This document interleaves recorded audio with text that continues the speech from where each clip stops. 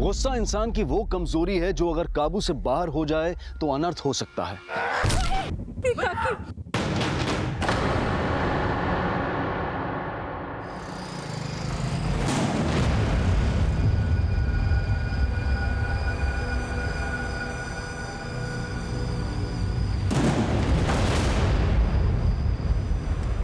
चल भैया जी 975 रुपये का बिल है, 500 रुपये देकर कहाँ खिसक रहे हो? जितना दिया बहुत है। चल पैसे तो देने पड़ेंगे भैया जी। हमको आंख दिखाता है, अपनी पे आगे तो तेरा ढाबा बंद करवा दूंगा। अगर सरोज दीदी ने सुन लिया ना तो खाने लायक बचोगे ना पचाने लायक। अबे कौन है तेरी सरोज दीदी है जो तू इतना कर दिखा रहा है? क्या है रे? हाँ? पढ़ाई लिखाई की उम्र है इसीलिए समझा रहे हैं। गुंडागर्दी अच्छी चीज नहीं होती, समझे? फिर भी अगर ज्यादा खुजली है ना तो बोल, खोलू तेरा आंटी ना। सॉरी दीदी, गलती हो गई। ये ले भाई, ठीक है ना? सॉरी दीदी।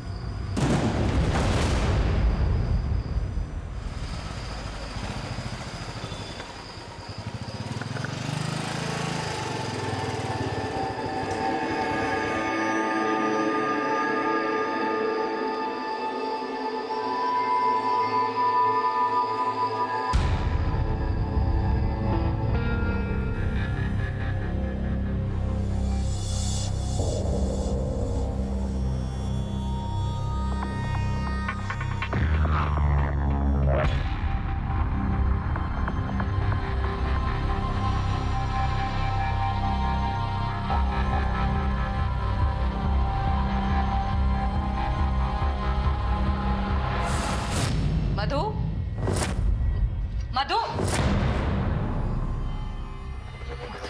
अम्मा, अम्मा, अम्मा, अम्मा, मधु कहाँ है? क्या हुआ? काहे शोर मचा रखा है? आप लोग घोड़े बेचकर सोए और हम चिल्लाए भी ना। कहाँ है मधु? अपने कमरे में होगी और कहाँ? अरे अपने कमरे में नहीं है तभी तो पूछ रहे हैं। पर मधु तो बोली थी कि रात भर कमरे में बैठ के पढ़ाई करेगी, ऐसे अचानक कहाँ चली गई? कहाँ चली गई? हाँ, और सो घोड़े बेचकर कर ली पढ़ाई। अब जाकर देखो। हाँ, ए रिक्शा ऊपर जाकर देखो। कहाँ गई ये लड़की? कहाँ हुआ अम्मा? हाँ, मिली? हाँ नहीं। ए रिक्शा ऊपर है क्या? नहीं मम्मी।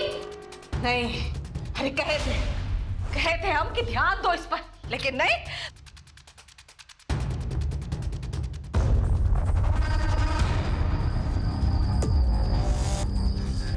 मधु जिस लड़के के साथ भागी उसका नाम क्या है? राजेश, एक नंबर का लफंगा है साहब। उसी ने हमारी लड़की को भड़काया है। ये राजेश रहता कहाँ है? हमारे घर से थोड़ी ही दूर पर गए थे हम उसके घर, लेकिन उसके माँ बाप ने कुछ भी नहीं बताया। आप राजेश के खिलाफ किडनैपिंग का केस दर्ज कीजिए साहब। अरे नाबालिग है हमारी लड़की, अभी सिर्फ 17.5 साल की है। और उस राजेश ने ऐसी पट्टी पढ़ाई है कि फोन भी बंद कर रखा है उस मधु ने। आप लोग जल्दी कुछ कीजिए। ठीक है, आप हमें मधु का फोटो, उसका फोन नंबर दीजिए और साथ में राजेश का नंबर भी दीजिए। राजेश का फोन नंबर तो नहीं है हमारे पास।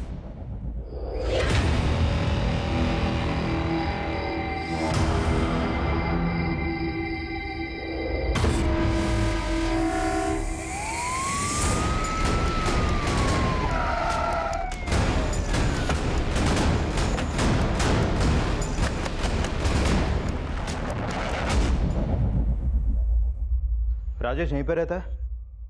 हाँ साहब, राजेश हमारा ही बेटा है। मधु को जानते हैं आप? हाँ,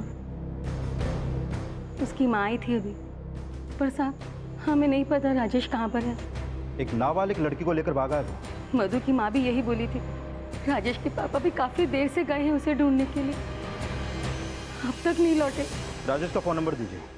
98।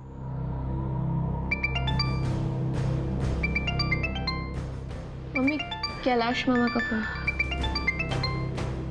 हाँ बोलो कैलाश, कुछ पता चला? अरे नहीं दीदी, कुछ पता नहीं चला। लेकिन आप बोलो तो उसके बाप को तोड़ू क्या? अरे उसका बाप जानता होगा वो मधु को भगा के कहाँ ले गया है राजेश। अरे हम उसको पहले ही चमका चुके हैं, कुछ नहीं पता है उसको। अगर तोड़ना है तो उस राजेश को ढूंढकर उसको तोड़ो। ठीक है।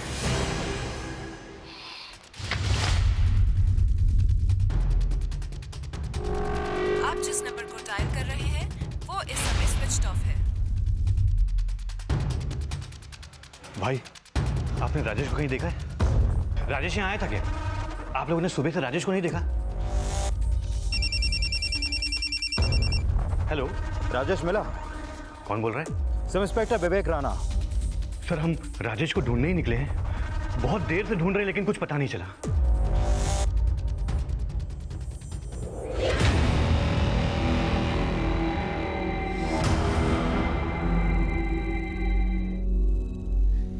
मधु को कोसने की बजाय उसकी बात शांति से सुनी होती ना, तो आज ये नौबत ना होती। वो कभी हमारा कुछ सुनती भी थी जो शांति से समझाते उसको? अरे तू माँ है और बच्चों को हर बात डांट के नहीं समझाई जाती। आपको हमेशा हमारा ही गलती दिखाई देता है अम्मा, और उसने जो किया वो कुछ नहीं। तूने खुद को कभी देखा है? अरे शालीनता तो औरत का गहना होती है, और तूने क्या किया? रुपए कमाने के लिए अपने हाथ से ही अपने सर का पल्लू हटा दिया और जेब में तमंचा रख लिया। कहाँ मिला हमको शालीनता से? हाँ, अगर पहले से चालू चपट होते तो आज हमको बचाने के लिए आपका बेटा जेल में ना होता। दुनिया की ठोकर खाई तब समझ में आए, कोई दोबारा हमारे पल्लू पर हाथ लगाए उससे पहले ही हटा दिया अपना पल्लू। पर हमारी बेटी हमारी इज्जत इस तरह उछालेगी ये नहीं सोचे।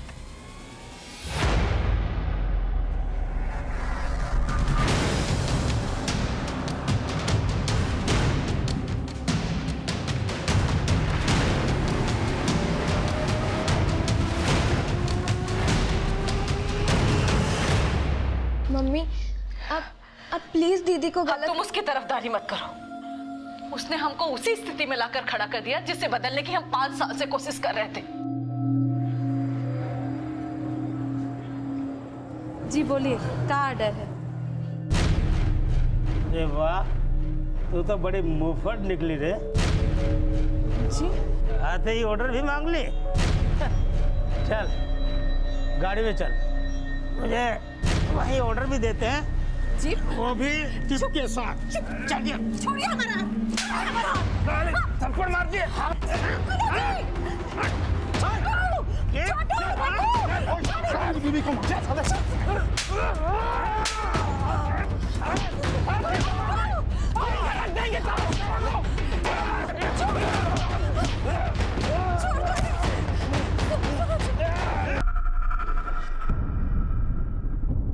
ये दिन राजनाथ और उनकी पत्नी सरोज की जिंदगी का वो काला दिन था जिसने एक ही झटके में उनके हंसते खेलते परिवार की बुनियाद को हिलाकर रख दिया।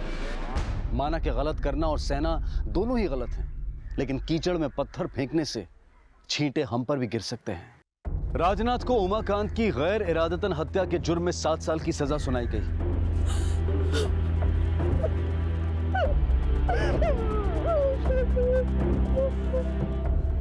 देखो सरोज, जो हो गया उसे बदला नहीं जा सकता।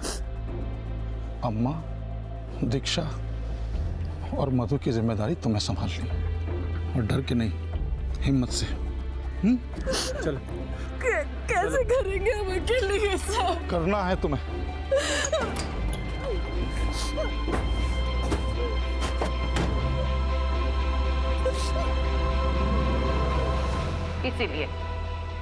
इसीलिए हम अपना कायाकल्प बदल लिए, अपनी मेहनत से ढाबे का नक्शा बदल दिए, बंदूक उठाए ताकि कोई हम पे गंदी नजर न डाले, अपनी रक्षा के लिए गुंडे पाले, क्योंकि हम जानते हैं ढाबे पर हर किस्म का कस्टमर आता है।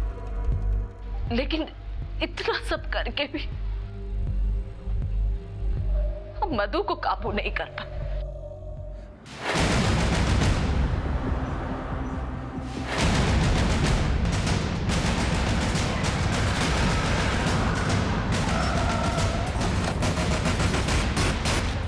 हटिए, पीछे हटिए। सर ये तो मधु है। लाश को पहली बार किसने देखा था? सर मैंने देखा था। ये लड़का था इसके साथ? जी नहीं सर। सर मधु की लाश यहाँ पर मिली है और राजेश फरार है। कहीं ऐसा तो नहीं कि राजेश ने मधु को मारा और अब फरार हो गया? पर राजेश तो मधु से प्यार करता था ना, तो फिर मधु को मारने के पीछे उसका मकसद क्या होगा? कहानी कुछ और ही है राणा। अरे दीदी, तुम हमको पहला छूट दी होती ना तो गला काट के रख देते उस राजेश का। कमीना भगाता तो नहीं हमारी मधु को? अगर राजेश का गला कटवा दिए होते तो मधु हमको तुमको दोनों को जेल भिजवा देती। इसका भूत सवार था उस पर। पता नहीं कौन से जन्म का बदला लेने के लिए जन्मी है हमारे कोख से। सरोज, तू अब तक मधु को कोस रही है? और तू कैलाश, अरे मार काट की बात छोड़ और जाकर के पुलिस से कुछ पता कर।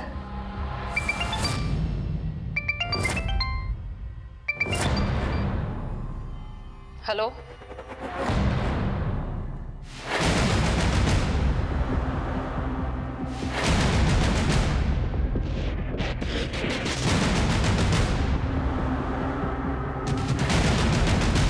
जिसे परिस्थितियों ने इतना कठोर बना दिया था कि वो अपने मान को बेचने के लिए किसी भी हद तक जा सकती थी।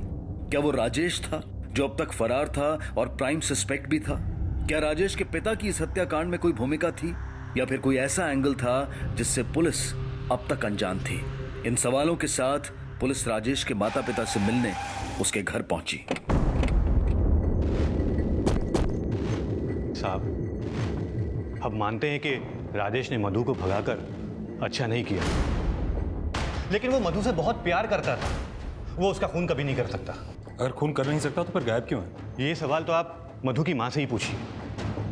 हमें तो ऐसा लग रहा है कि राजेश को उसने ही अगवा किया है। कुछ दिन पहले राजेश को उसने धमकी भी दी थी।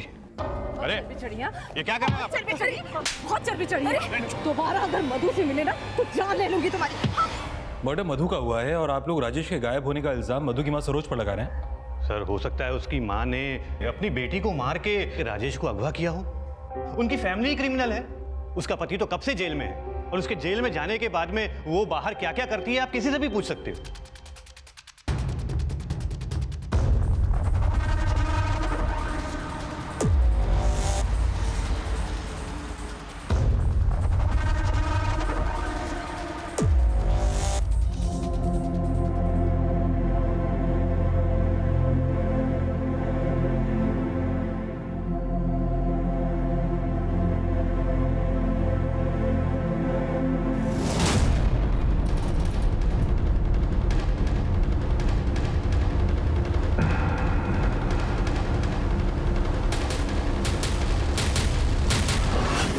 मधु की पोस्टमार्टम रिपोर्ट के मुताबिक उसकी हत्या उसका गला रात 11 से 12 बजे के बीच है, जिस रात को राजेश के संग भागी थी। राजेश का कोई लीड मिला? नहीं सर, अभी तक तो नहीं, लेकिन मैंने मधु की मां सरोज के बारे में पता किया तो सामने आया कि उसके ढाबे पर अक्सर उसका लोगों से झगड़ा होता रहता है और आसपास के लोगों के मन में भी उसका बड़ा खौफ है। और सर, ये भी पता चला है कि सरोज अपने पास एक रिवॉल्वर भी रखती है। राणा, अगर हम ये मान भी लें कि सरोज ने राजेश को गायब करवाया है, तो भी क्या वो अपनी बेटी को मरवा सकती है? पॉसिबल है सर, क्योंकि मधु उसकी मर्जी के खिलाफ राजेश के संग भागी थी, तो हो सकता है गुस्से में आकर सरोज ने मधु का मर्डर कर दिया।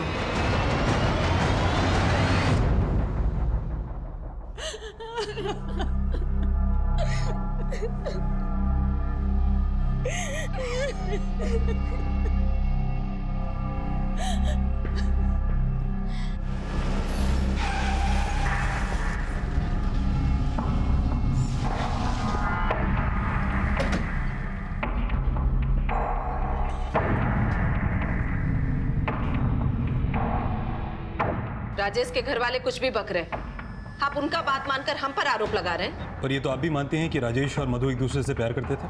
भड़का रखा था उसने हमारी बेटी को। आप उसे ढूंढ कर अंदर कीजिए ना साहब।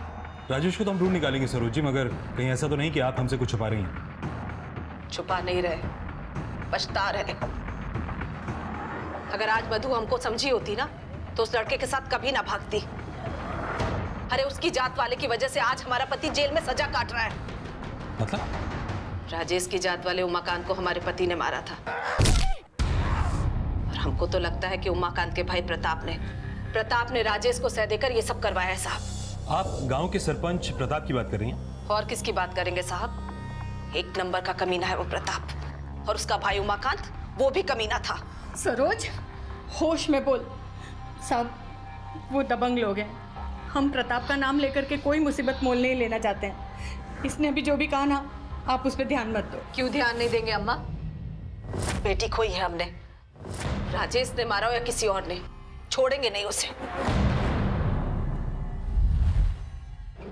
सर, कहीं ऐसा तो नहीं कि ये दोनों सास बहू मिलकर इस केस को घुमाने की कोशिश कर रहे हो, और शायद ये लोग प्रताप पर इसलिए शक जता रहे हैं ताकि मधु का मर्डर ऑनर किलिंग का मामला न लगे।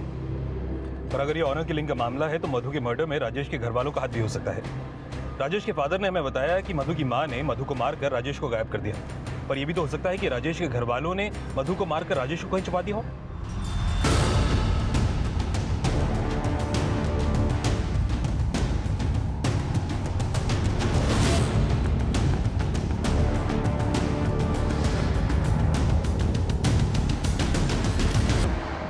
इस केस में लीड तभी मिलेगा राणा जब राजेश का पता चले, लेकिन प्रताप और मधु के घर वालों की दुश्मनी के एंगल को भी इन्वेस्टिगेट करना चाहिए। हो सकता है कि प्रताप यादव ने ही मधु को मारा हो और उसके बाद राजेश को गायब कर दिया हो ताकि किसी को उस पर शक ना हो। सर ये प्रताप बहुत पावरफुल आदमी है, कुछ भी कर सकता है।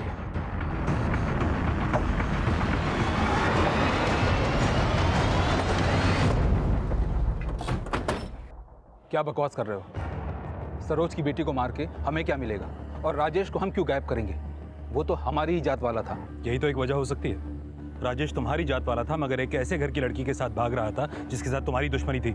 राजेश हमारी जात वाला था, लेकिन हमारा रिश्तेदार नहीं था, और उसका बाप तो सरोज के भाई को भी कूटने को कह रहा था। हमने साफ मना कर दिया। अगर हमें कुछ करना होता तो छुपकर नहीं करते, खुले में मारते उसे, जैसे कि सरोज के पति ने हमारे भाई को मारा। क्या सरोज और प्रताप की दुश्मनी का वो काला इतिहास कोई वजह थी जिसकी सजा मधु के पिता राजनाथ प्रताप के एंगल में फिलहाल कोई भी सिरा जुड़ता हुआ नजर नहीं आ रहा था, लेकिन मधु की हत्या ऑनर किलिंग हो सकती थी, इस बात के संकेत पुलिस को मिल रहे थे। सरोज के भाई कैलाश के बारे में पता करो और प्रताप के बयान को भी वेरीफाई करो। पता तो चले कि राजेश का बाप कैलाश को पिटवाना क्यों चाहता था। राजेश और मधु के घर वाले शक के दायरे में थे और यह पता लगाने का प्रयास हो रहा था कि राजेश अब कहां था, क्योंकि यह सवाल बार बार उठ रहा था कि अगर मधु की हत्या में राजेश का कोई हाथ नहीं है तो उसके गायब होने का राज क्या था।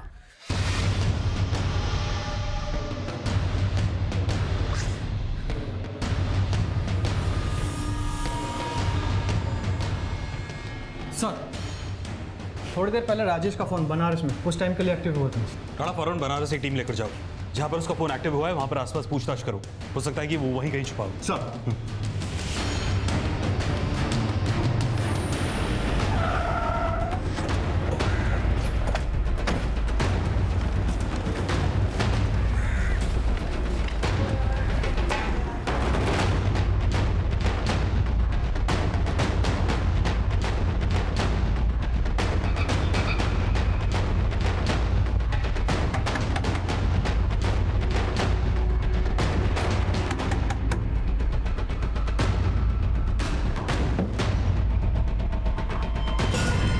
ये साफ होना अभी बाकी था, पर मधु की मां की गतिविधियां संदिग्ध नजर आ रही थी। सर राजेश का फोन ऑन होने से 2 घंटे पहले मधु की मां को बनारस के राजपुर इलाके के एक पीसीओ से कॉल आया, और सर ये राजपुर उसी लॉज के नजदीक है जहां पर राजेश की लाश मिली। सर हो सकता है मधु की मां को ये कॉल राजेश की इन्फॉर्मेशन देने के लिए आया हो। मधु को मधु की मां ने मारा या नहीं ये साफ नहीं है, मगर राजेश को मारने का उसका मोटिव क्लियर है। एक काम करो, जिस पीसीओ से सरोज को कॉल किया वहां पर पता करो कि उसको कॉल किसने किया। Okay sir. सर राजेश का मोबाइल ऑन किया तो उसमें राजेश का एक वीडियो मिला। वो वीडियो उसने सोशल नेटवर्किंग साइट पर अपलोड भी किया था। तू? अरे तू यहाँ क्यों आया है? जानता है ना सरोज तुझे देख लेगी तो क्या तमाशा होगा। माँ हमको माफ कर देना। आपको बिना बताए हमने मधु के साथ भागने की कोशिश की।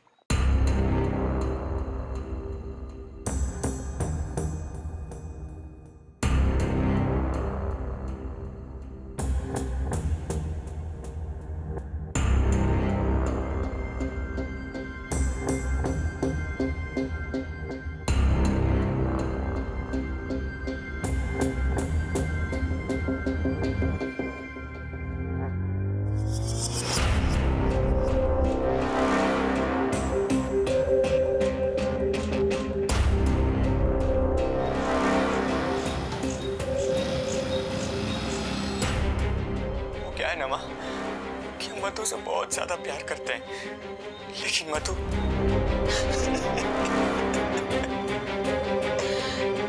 जितना हमें मधु का खोने का दुख है उससे कहीं ज्यादा ये सुन के हो कि हमें मधु का हत्यारा समझा गया। हमने मधु का खून नहीं किया माँ, हम तो बस उस रात मधु तुम 2 मिनट रुको, बाइक में पेट्रोल नहीं है, हम अभी आते हैं।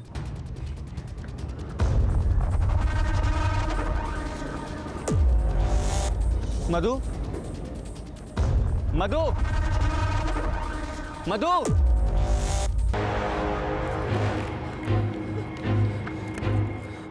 हमने पहले भी मधु के बिना कई बार सुसाइड करने की कोशिश की,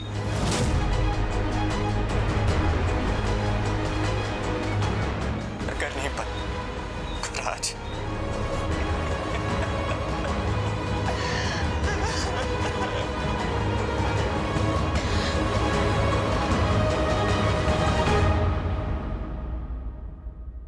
राजेश ने कहा कि उसने पहले भी सुसाइड करने की कोशिश की है मगर कर नहीं पाया।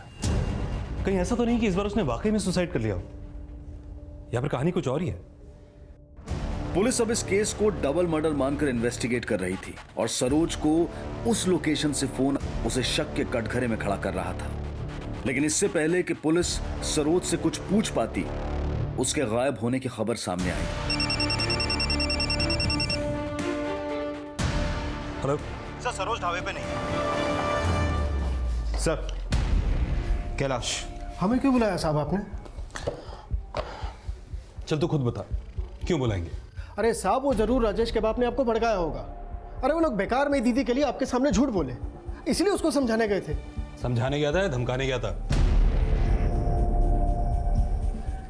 काबे, क्या बोला पुलिस से? ये दबंगबाजी हमें दिखाई ना तो कह देते अच्छा नहीं होगा। अपनी पे आ गया ना तो ऊपर से नीचे तक नाप के रख दूंगा। साहब, वो झूठा ताप दिखा रहा है और वो प्रताप, वो भी उसकी मदद कर रहा है। कौन क्या कर रहा है और क्या नहीं कर रहा है ये पता करना हमारा काम है। तुम लोगों की गुंडागर्दी नहीं चलेगी, समझे? हम कोई गुंडागर्दी नहीं किए हैं, हम 2 टूक बात करने गए थे बस। अब तो समझाने गया था मगर पहले तो राजेश की हड्डी तोड़ दी थी तूने।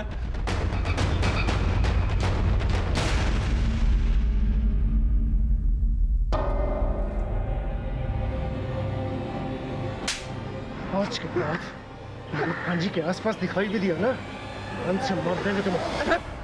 साहब, हमारी भांजी को बहकारा था, इसलिए ऐसा किए। ये बता सरोज कहाँ है? नहीं जानते साहब।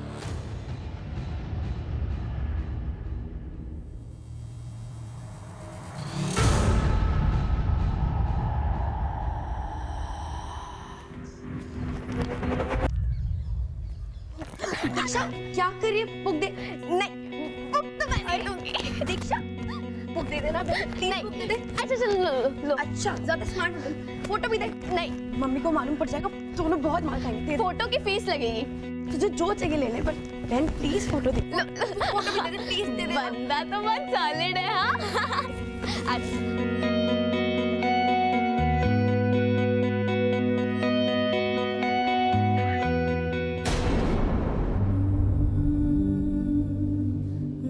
दीक्षा,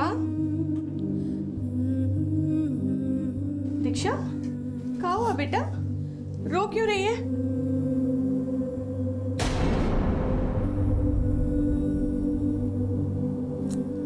मत रो बेटा, चल तू उठ, कुछ खा ले। सुबह से कुछ भी नहीं खाया तुमने। नहीं, हमको कुछ भी नहीं खाना, हमको बस हमारी दीदी चाहिए। दादी, दादी प्लीज दीदी को बुला दो ना, प्लीज दीदी को बुला दो। अगर मेरा बस चलता ना बेटा, तो मैं अपनी जिंदगी दे करके तेरी दीदी को वापस ले आती। और मैं क्या करूं? ना ही हम मधु को समझा सके और ना ही तेरी माँ को। सरोज का अचानक गायब होना उसे प्राइम सस्पेक्ट बना चुका था और उसे ढूंढने के लिए पुलिस ने एक सर्च ऑपरेशन शुरू किया। लेकिन सरोज एक सस्पेक्ट थी या खुद एक विक्टिम, ये अब भी साफ नहीं था। और इस केस में उसकी भूमिका को समझने के लिए पुलिस ने सरोज और उसकी बेटी के बीच के रिश्ते को समझना चाहा, जिसके लिए पुलिस सरोज की छोटी बेटी के स्कूल पहुंची। May I come in, sir? Yes, come in. Diksha, यह है इंस्पेक्टर ठाकुर। ये आपसे आपके मधु दीदी के बारे में कुछ बात करना चाहते हैं। सर, मधु दीदी राजेश भैया से बहुत प्यार करती थी, लेकिन मम्मी को राजेश भैया बिल्कुल भी पसंद नहीं थे। तुम्हारी मधु दीदी और तुम्हारी मम्मी के बीच में इस बात पर झगड़ा भी होता होगा? मम्मी अभी हम 18 के नहीं हुए, लेकिन अगर हम 80 के भी हो गए ना, तब भी हम यही कहेंगे कि हम राजेश के बिना नहीं जी सकते। चाहे जितना भी नाटक कर लो, चाहे जितना भी जिद कर लो, तुम्हारा और राजेश का रिश्ता हम बर्दाश्त नहीं करेंगे, समझी तुम? लेकिन क्यों मम्मी? राजेश में बुराई क्या है? बुराई? उसकी जात उसकी सबसे बड़ी बुराई है। उमाकांत भी उसी जात का था और उसी उमाकांत के चक्कर में आज तुम्हारे पापा जेल में हैं। और तुम राजेश को हमारा दामाद बनाना चाहती हो। पता है ना तुम्हें, राजेश का बाप उमाकांत के भाई का दोस्त है। पर मम्मी, राजेश ऐसा बिल्कुल नहीं है। अगर राजेश के प्यार का भूत इसके सर से नहीं उतरा तो मार डालेंगे इसे, समझाना इसे।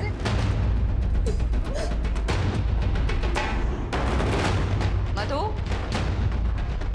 मधु, कहाँ गई ये लड़की? कहाँ हुआ अम्मा? हाँ, मिली? हाँ, नहीं। ए दीक्षा, ऊपर है क्या? नहीं मम्मी। नहीं, अरे कहे थे हम कि ध्यान दो इस पर, लेकिन नहीं, तुम लोगों को तो... जिस दिन मधु दीदी घर छोड़कर गई थी तो उन्होंने मम्मी के लिए एक लेटर भी छोड़ा था, लेकिन ये बात मम्मी ने किसी को भी नहीं बताई। वैसे आपको बोलने बताने लायक कुछ बचा नहीं है, लेकिन फिर भी बता देते हैं। हम राजेश के साथ जा रहे हैं, जल्दी से उससे शादी भी कर लेंगे। आप हमारी फिक्र मत करना। प्रणाम। आपकी मधु। लो, भाग गई आपकी लाडली। डर था हमको अम्मा इस बात का, तभी कहते कि नजर रखो उस पर नहीं। अरे अब हमको कोस के काम मिलेगा, जाकर ढूंढो उसे। जवान लड़की अगर घर से भाग जाती है ना तो इज्जत की पखियां उधर जाती है। एक बार मिल जाइए, छोड़ेंगे नहीं उसको हम।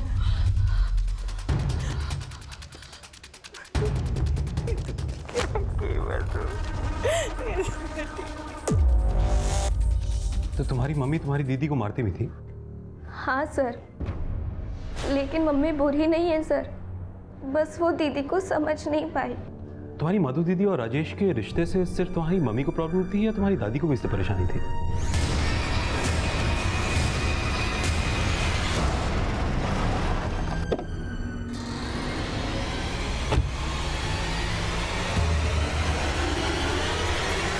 हमें मधु की भावनाओं की कदर थी साहब, लेकिन मेरे बेटे के जेल जाने के बाद सरोज कुछ बदल सी गई थी। वो दिल की बुरी नहीं है, लेकिन हर आदमी को शक की नज़र से देखती है। लेकिन राजेश पे क्यों शक है उन्हें? राजेश तो बच्चा है साहब, लेकिन सरोज उसे प्रताप और उमाकांत जैसा ही समझती है। लेकिन उमाकांत और प्रताप से तो उसका कोई रिश्ता नहीं। पर जात तो एक ही है ना, बस इसी बात से सरोज को परेशानी थी।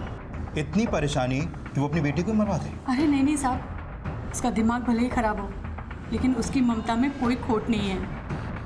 मेरे बेटे के जेल जाने के बाद सरोज ने जितनी हिम्मत जुटाई, सच कहूँ तो मधु के जाने के बाद अब अंदर से वो उतनी टूट गई थी।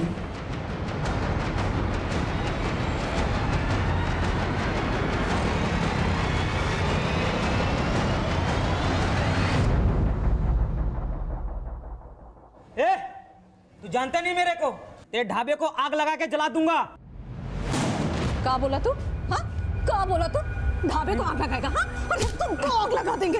अपना खून पसीना बहा के बनाया है राज जी ने, हाँ? तुम इसको हाथ लगाओगे, आग लगाओगे? ए बापू, दे डाला, ढाबे को आग लगाएगा? हाँ, बोले थे ना आग लगाओगे ना, आग लगाओगे। अरे आग लगा देंगे तुमको। हाँ, साला हमारे ढाबे को हाथ लगाएगा। हिम्मत से काम लीजिए, सब ठीक हो जाएगा दीदी। क्या हिम्मत से काम ले? राज जी के ढाबे को तो हम संभाल लें, पर उनका बेटे, अरे जब वो जेल से आएंगे तो हम उनको क्या जवाब देंगे कि हम उनका मधु को नहीं संभाल पाए?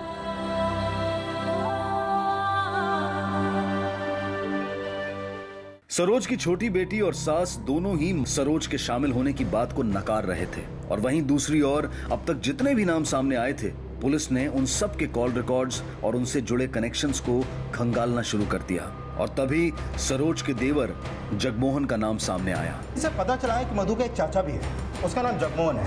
ये उसकी फोटो। मधु के मर्डर से इसका क्या कनेक्शन हो सकता है? सर, कनेक्शन का तो पता नहीं, लेकिन राजनाथ जब से जेल गया है, जगमोहन का मधु की मां सरोज से झगड़ा चल रहा था, और ये झगड़ा किसी प्रॉपर्टी को लेकर था सर। लेकिन कोर्ट में केस सरोज जीत गई थी। सर, कहीं ऐसा तो नहीं कि इसी बात का बदला निकाला हो जगमोहन ने? पर मधु की मां ने कभी इस पर शक जाहिर नहीं किया। सर, ऐसा भी तो हो सकता है कि सरोज अपनी सास की वजह से चुप हो, क्योंकि जगमोहन का अपनी मां से मिलना जुलना है।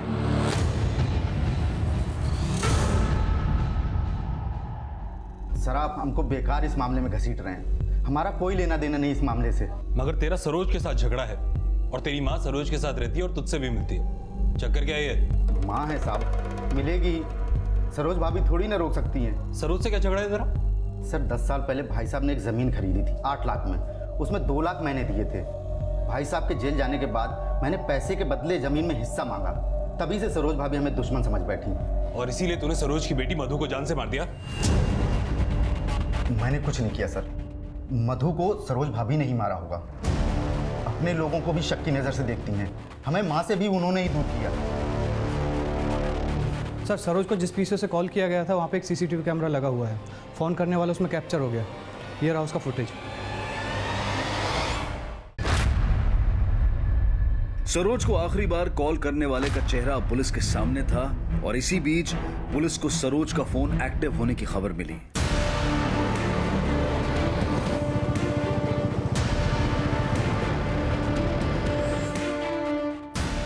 सीधा 4 किलोमीटर आगे, 4 किलोमीटर तो राइट लेना।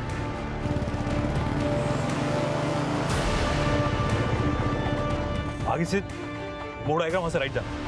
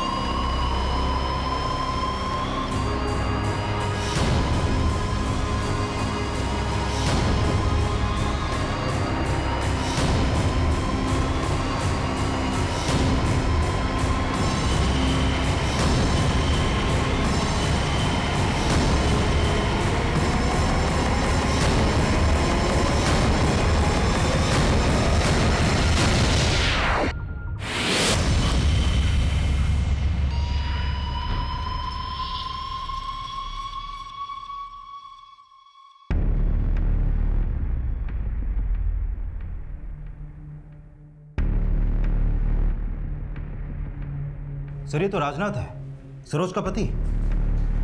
इसे तो 7 साल की सजा हुई थी, बाहर कैसे आ गया? पुलिस ने जब पता किया तो सामने ये आया कि राजनाथ के अच्छे बर्ताव की वजह से उसकी सजा कम कर दी गई थी और राजनाथ की रिहाई 16 घंटे पहले हुई थी। पुलिस अब ये पता लगाना चाहती थी कि रिहाई के बाद से राजनाथ अब तक गायब क्यों था। ज्यादा लाड प्यार ना कीजिए इसको, आजकल ही पढ़ती लिखती नहीं है मधु। अरे सब पढ़ लिख लेगी, अभी 4-5 साल की बात है, उसके बाद तो विदा होके जाना ही है उसको। पापा हम विदा होकर नहीं जाएंगे, बल्कि हम तो यहाँ बड़े होकर आप दोनों के साथ ढाबा संभालेंगे। मम्मी माना अब ये मठरा के नहीं है, लेकिन अगर हम 80 के भी हो गए ना, तब भी हम यही कहेंगे कि हम राजेश के बिना नहीं जी सकते।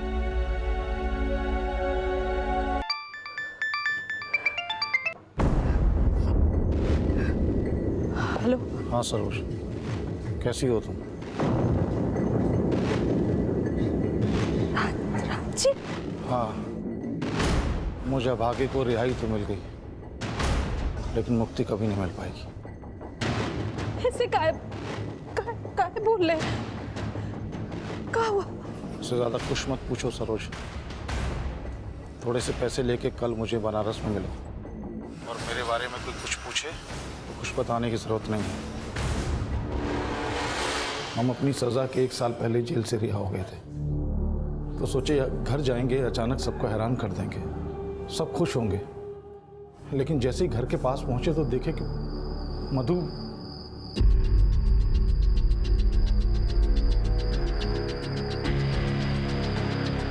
हमको जेल में सरोज ने कई बार बताया था कि मधु का उमाकांत के जात वाले से इश्क चल रहा है, जिसकी वजह से हम जेल गए थे सर।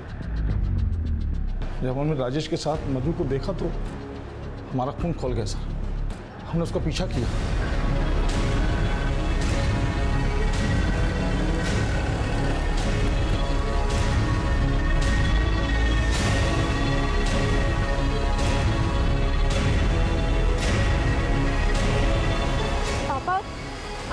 कल मुई मत बोलो उनको पापा।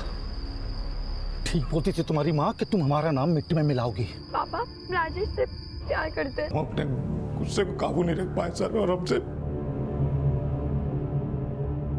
और इसलिए तुमने राजेश को भी जान से मार दिया। और उसका वो वीडियो? नहीं नहीं नहीं सर, हमने राजेश को कुछ नहीं किया सर।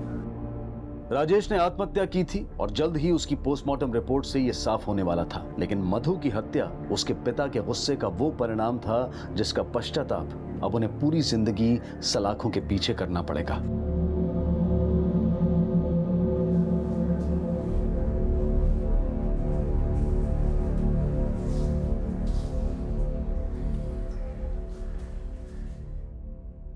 हम तो समझे थे कि अब आपके और हमारे बीच की ये सलाखें खत्म हो जाएंगी, लेकिन हमको माफ कर दो सर, हमारी वजह से। हम का कहे, हम तो आपकी दी हुई जिम्मेदारी संभालते रहे और आपका इंतजार करते रहे। इन सब के बीच हम इतना उलझ गए कि शायद मधु का ठीक से ध्यान नहीं दे पाए। लेकिन आपकी तो लाडली थी ना, बहुत प्यार करते थे ना आप मधु से। आप ही ने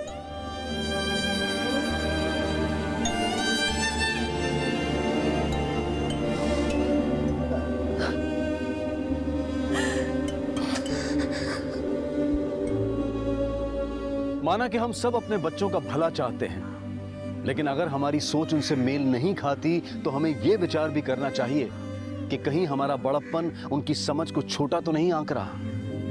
रास्ते प्यार से ही निकलते हैं, गुस्से और जोर जबरदस्ती से नहीं। इसी विचार के साथ अब मैं अनूप सोनी आपसे विदा लेता हूं। फिर मुलाकात होगी अगले एपिसोड में एक और चौंका देने वाले केस के साथ।